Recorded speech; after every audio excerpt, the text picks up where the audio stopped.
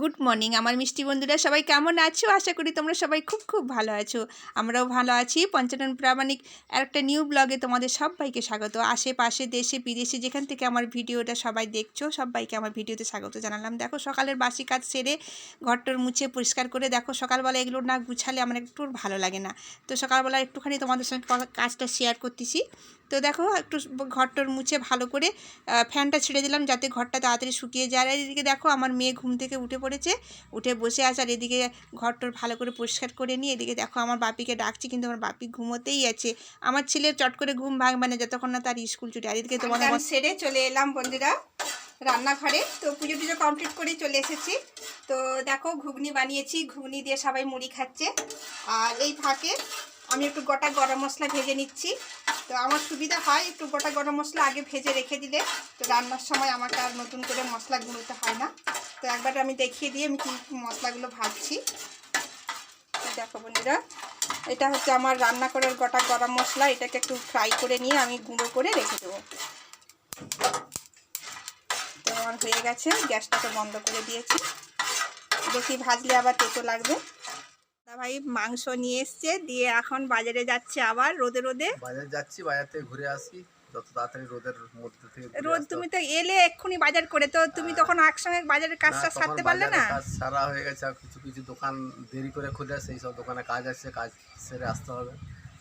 আবার ব্যাগ নিয়েছো তো দেখছি, আবার কি তো থাকতেই হবে, অনেক কিছু কাজের জিনিস আছে, সে কাজের জিনিস তো সব তোমার আর কাজের আর শেষ হবে না। শেষ হয়ে গেল। তোমরা ঘরে রান্না বাড়া করো, ভালো হবে।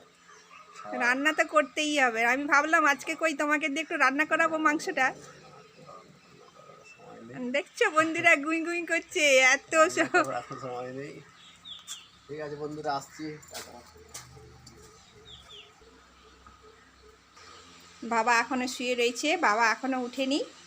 এই দেখো এখনো ঘুমোচ্ছে। রাত্রিবেলা বাবার ঘুম হয়নি ভালো, তার জন্য বাবা সকালবেলাটা বেশ টানা ঘুম নিয়ে নেয়। আর আরেকটা জিনিস দেখায়, এই দেখো বাবার বাথরুম। বাবার বাথরুম সবসময় পরিষ্কার পরিচ্ছন্ন করে রাখি যাতে না বাবার কোনো অসুবিধা হয়। এই দেখো বাবার বাথরুমটা সবসময় পরিষ্কার করে রাখি।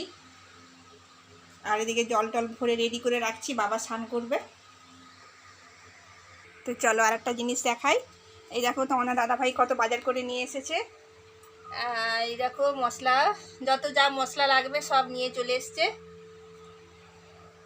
আর এদিকে দেখো আজকে বুধবার, তো এটা বুধবারের ব্লগ চলছে বন্ধুরা। তো আজকে রবিবারের গানের মিস আসে, তো আজকে গানের মিস আসবেন বলেছে, রবিবারে টাইম হবে না, তার জন্য হারমোনিয়ামটা রাখা হয়েছে। সকালে একটু রিহার্সাল করেছিল। ওইদিকে দেখো টিউশনের কাজ চলছে, দুজনে বসে গেছে টিউশনের কাজ করতে। ঠিকভাবে করছো তো বাপি? তো এইখানে দেখো পুরো খাট বিছানা সব গুছালাম পরিষ্কার করে। পুরো খাট বিছানা দেখো। আমার এই বেডশিটের কালারটা কিন্তু খুব ভালো লাগে, খুব পছন্দ আমার এই বেডশিটের কালারটা। তার মধ্যে লাল, গোলাপি, হলুদ সব রকম ছাওয়া আছে। তো এই বেডশিটটা আমাকে খুব ভালো লাগে। তো দেখো ঘরটর পরিষ্কার করে নিয়ে সব কিছু রেডি করে নিয়েছি। তো বন্ধুরা দেখো তোমাদের দাদাভাই মটন নিয়ে এসছে, খাসির মাংস। তো আমার ছেলে আজকে খাসির মাংস খাবে বলেছিল, খাসির মাংস নিয়ে এসছে। আর দেখো আলু কেটে রেখেছি, মশলা টশলা সব বেটে রেখেছি। দেখো ভাতটা হয়ে গেছে, খাসির মাংসের ঝোল আর ভাত করব, আর কিছু করব না। আর পাকা আম তো রয়েছে, আর দেখো সাথে তো রায়তা রয়েছে, কোনো অসুবিধা নেই। তো সঙ্গে থাকো, আমি রান্না টান্না কমপ্লিট করে আবার আসবো তোমাদের কাছে। তো বন্ধুরা দেখো আমার মাংসের জন্য আলু ভাজা রেডি। আর এদিকে দেখো ভালো করে লাল লাল করে ভেজে নিয়েছি আলুগুলো। কড়াই তেল দিলাম, তেল দিয়ে আরেকটু ভাজা আলুর সঙ্গে যে তেলটা ছিল বেশি করে দিয়ে তেজপাতা ফোড়ন, গরম মশলা, পেঁয়াজ, আর দেখো এদিকে আদা রসুন বাটা সব একসঙ্গে দিয়ে দিচ্ছি। আর এদিকে আলাদা করে বাটিতে জিরে গুঁড়ো, হলুদ গুঁড়ো, লঙ্কা গুঁড়ো সব আলাদা করে গুলে রেখে জলটা এরপরে আমি দিয়ে দেবো। দেখো ভালো করে গুলে নিলাম। এর মধ্যে দিয়ে দিলাম মানে টমেটোকে বেটে একসঙ্গে দিলেও খুব ভালো লাগে খেতে, গোটা টমেটো দিলেও টেস্টি হয়।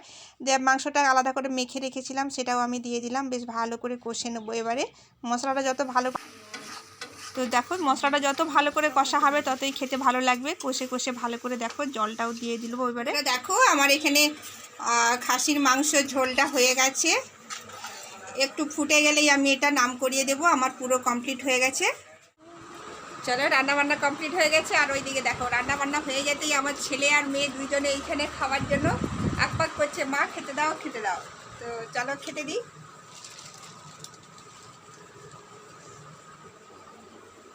তো দেখো আমার মাটন রান্না হয়ে গেছে, প্রেসার কুকারে দিয়ে দিয়েছিলাম। তো একবার ব্যাক ক্যামেরা দেখিয়ে নিই তোমাদের। প্রেসার কুকারে দিয়ে দিয়েছিলাম, তাতে মাংসটা শক্ত মাংস তো একটুখানি নরম হয়ে যাবে, বাবা খেতে পারবে, তার জন্য প্রেসার কুকারে দিয়েছি। তো বন্ধুরা সবাই খেতে বসেছে।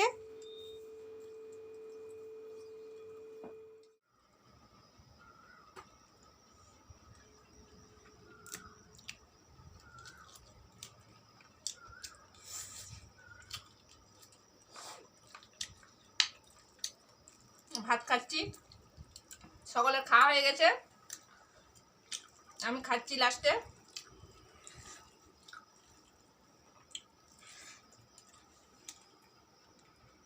খাওয়া দাওয়া হয়ে যাক, তারপর আবার তোমাদের সাথে কথা বলবো, সঙ্গে থাকো।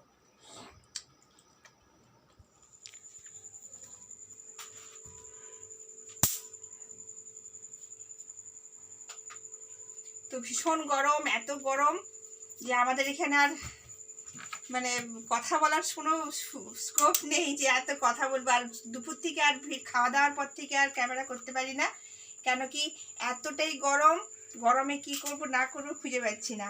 তো যাই হোক, এখন মেঘটা এসেছিল, কিন্তু মেঘ হলে কি হবে, ওই চলে গেছে উড়ে। তো আর ওই ছিটে ফোটাও বৃষ্টি নেই, অন্যদিন তাও ছিটে ফোটা বৃষ্টি হতো, আজকে কোনো ছিটে ফোটাও বৃষ্টি নেই। এত গরম, মানে এসি চলছে, এসিতে সবসময় ছাড়া যাচ্ছে না, কেন এসিও গরম হয়ে যাচ্ছে। তো তার জন্য বাইরে বসেছিলাম, এই এখন স্নান টান করলাম, স্নান করে সন্ধেবাতি দেবো, সন্ধে টন্ধে দেওয়ার পরে তারপরে আসবো।